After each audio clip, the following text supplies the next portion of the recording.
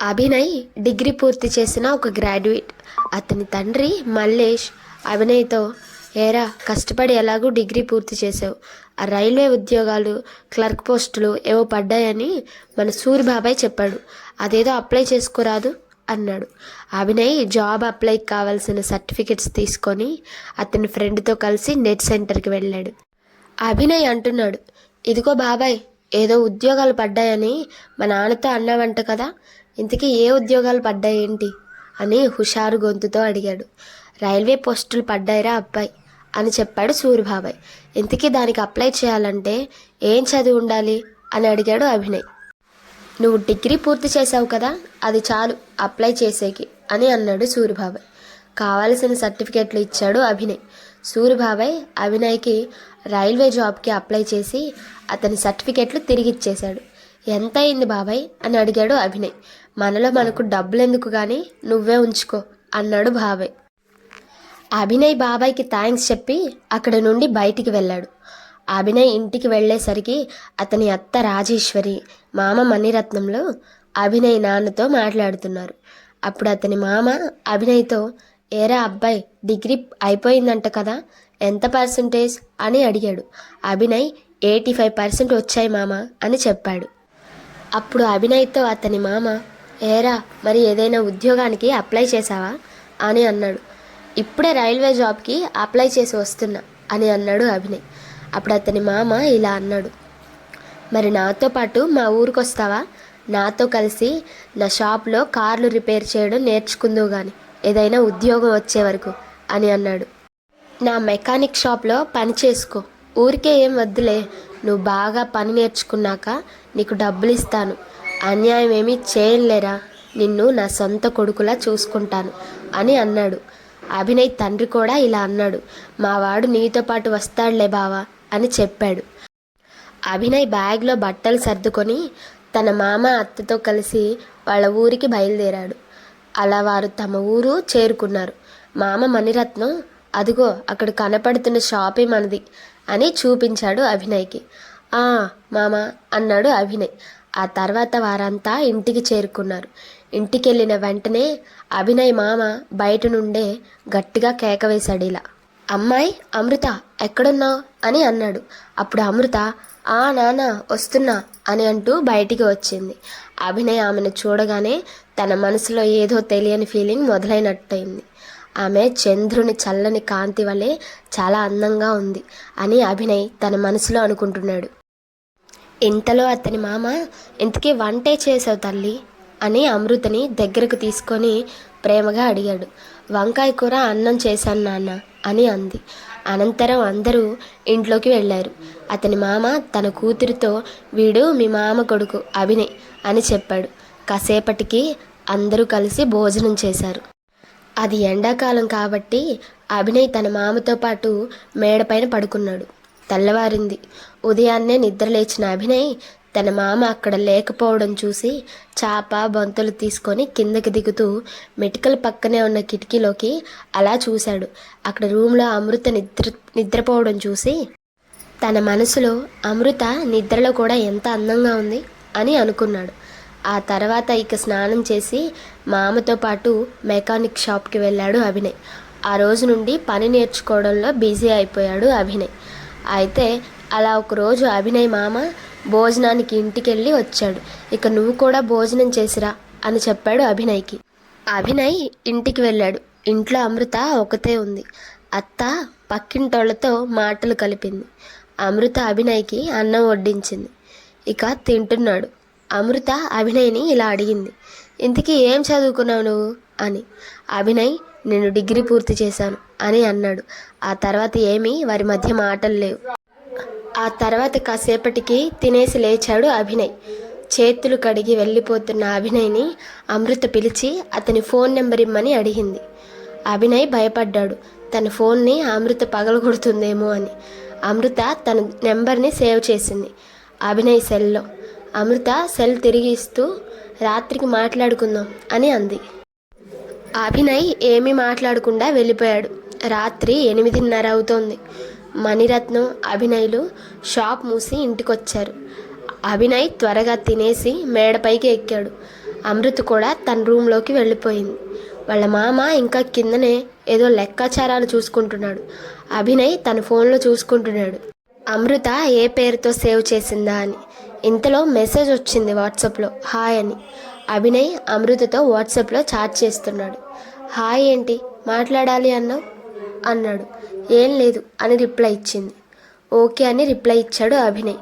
సరే పని ఎలా నేర్చుకుంటున్నావు అని అడిగింది అమృత.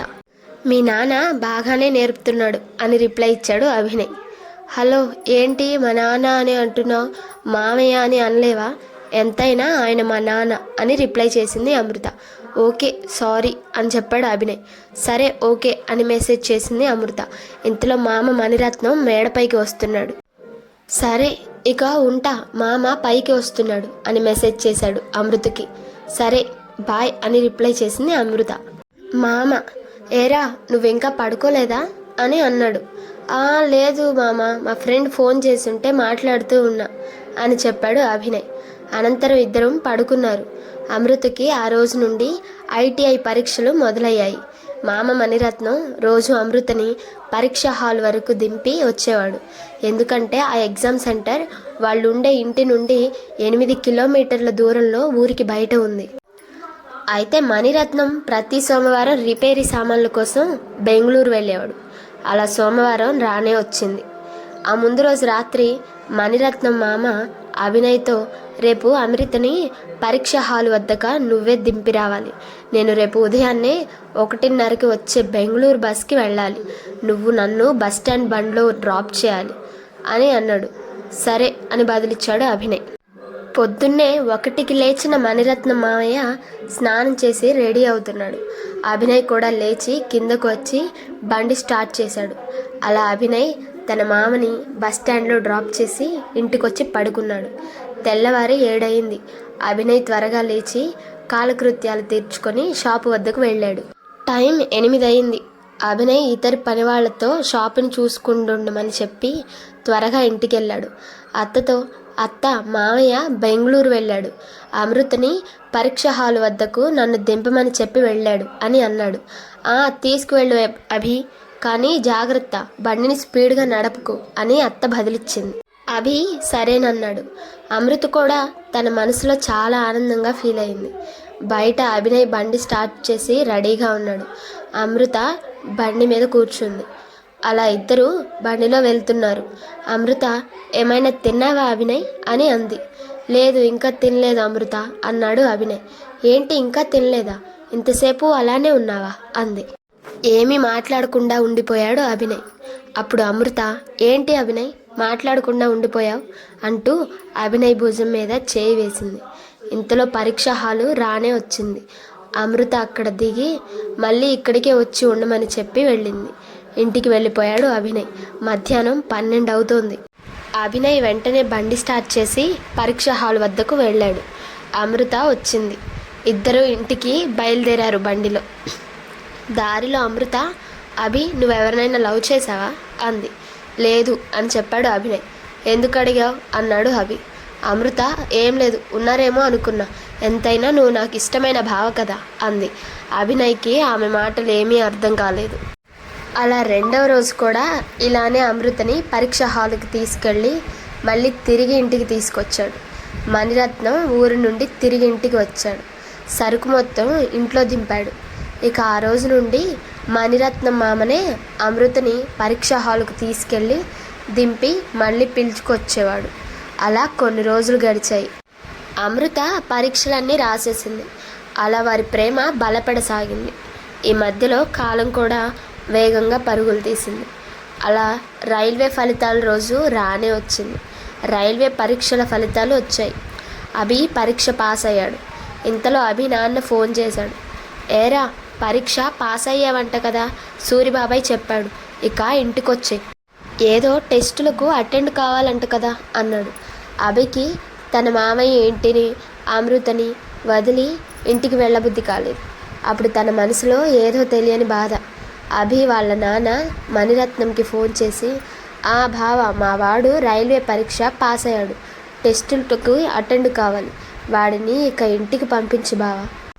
ఇన్నాళ్ళు వాడిని మీ ఇంట్లో పెట్టుకొని పని నేర్పించినందుకు చాలా థ్యాంక్స్. నీకు మేము చాలా రుణపడిపోయాం కదా బావా అన్నాడు. మణిరత్నం అదేం లేదులే బావా, ఎంతైనా వాడు నా అల్లుడు కదా, సర్లే రాత్రికే వాడిని బస్సు ఎక్కిస్తాను అని చెప్పాడు. మణిరత్నం షాపు వద్దకు వెళ్ళాడు. ఊరెళ్ళడానికి అభి బ్యాగ్లో తన బట్టలు సర్దుకుంటున్నాడు. అత్త పక్కింటోళ్లతో యథావిధిగా మాటలు పెట్టింది. అమృత, ఏంటి బావా పరీక్ష పాస్ అయ్యావంట కదా అని కంగ్రాట్స్ అని చెప్పింది. అభి ఆమె కళ్ళల్లోకి చూశాడు. ఆమె కళ్ళలో నీళ్లు తిరుగుతున్నాయి. ఎందుకు అమృత ఏడుస్తున్నావు అని అడిగాడు అభి. అప్పుడు అమృత ఏమీ మాట్లాడకుండా వచ్చి, అభిని చాలా గాఢంగా ప్రేమిస్తున్నానని, నువ్వంటే నాకు చచ్చేంత ఇష్టం, ఇంత సడన్గా నువ్వు ఇంటికి వెళ్తావని అనుకోలేదు. ఇన్ని రోజులు నీకు అర్థమయ్యేలా నా ఫీలింగ్స్ని నీతో చెప్పడానికి ట్రై చేశా. చాలాసార్లు నీతో ఇండైరెక్ట్గా చెప్పాను, నువ్వు అర్థం చేసుకోలేదు. నన్ను వదిలి వెళ్ళకు బావా, మన విషయం మా అమ్మ నాన్నలకు ఇప్పుడే చెప్తాను అని అంది. అభినయ్, వద్దు, నేను జాబ్లో చేరి మళ్ళీ నిన్ను పెళ్లి చేసుకోవడానికి నేను వస్తాను, అంతవరకు ఎవరికి ఈ విషయం చెప్పొద్దు అని చెప్పాడు. ఇదంతా అత్త రాజేశ్వరి కిటికీలోంచి వినింది. వారిద్దరి ప్రేమ బంధాన్ని చూసిన అత్త కళ్ళలో నీళ్లు తిరిగాయి. అప్పుడు అత్త, ఏరా అభి, బట్టలు సర్దుకున్నావా అంటూ ఇంట్లోకి వచ్చింది ఏమీ తెలియనట్టు. సాయంత్రం 5 అయింది. మణిరత్నం మామ అభిని బస్ ఎక్కించాడు. అభి ఊరు చేరుకున్నాడు. ఆ మరుసటి రోజు నుండి అభి రైల్వే మెడికల్ టెస్టులకు వెళ్ళాడు. అన్నింటిలోనూ పాస్ అయ్యాడు. రైల్వే ఉద్యోగానికి సెలెక్ట్ అయ్యాడు అభి. ఆ వారం నుండే అభి ఉద్యోగంలో చేరాడు. అమృత అభికి ఫోన్లో వాట్సాప్లో మెసేజ్ చేస్తుంది. ఇక అభి తన ప్రేమ విషయం ఇంట్లో చెప్పాలనుకున్నాడు. ఇంతలో వాళ్ళ ప్రేమ విషయం అత్త రాజేశ్వరి ఆమె అన్న అయిన మల్లేష్తో మాట్లాడింది. ఆమె అన్న కూడా ఒప్పుకున్నాడు. ఇంటికొచ్చిన అభి అత్తను చూశాడు. అత్త, ఏరా బాగున్నావా అంది. అభి అత్తతో, అత్త, నువ్వు నన్ను ఒక విషయంలో క్షమించాలి. ఇక నేను మీతో దాచకుండా చెప్తున్నాను. నేను అమృతని నా ప్రాణం కంటే ఎక్కువగా ప్రేమిస్తున్నా. తను నా సర్వస్వం. తను లేకపోతే నేను బ్రతకలేను. నేను తనని పెళ్లి చేసుకుంటాను, కంటికి రెప్పలా చూసుకుంటాను.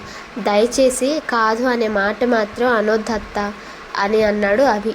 అప్పుడు అత్త, ఒరేయ్, మీ ప్రేమ గురించి నాకు ముందే తెలుసు. ఆ రోజు మీ ఇద్దరు మాట్లాడుకునేటప్పుడు చూసా. ఆ రోజు అంతా విన్నా. ఇప్పుడు కూడా మీ పెళ్లి గురించే మా అన్నతో మాట్లాడుతున్నా. లోపల అమృత ఉంది, వెళ్ళి మాట్లాడు. నీ మీద బెంగతో తను సరిగా తినడం కూడా మానేసింది అని అంది. ఆ సమయంలో వారిద్దరి ప్రేమ అనురాగాలు వర్ణింపలేని విధంగా ఉంది. మంచి ముహూర్తం చూసి వారిద్దరికి పెళ్లి చేశారు వారిరువురు కుటుంబాల వారు. అలా వారిద్దరి ప్రేమ చాలా అందంగా అన్ని కష్టాలను అధిగమించింది. ఈ రకంగా వారి ప్రేమ సుఖాంతమైంది. వీడియో నచ్చితే లైక్ చేసి సబ్స్క్రైబ్ చేసుకోండి.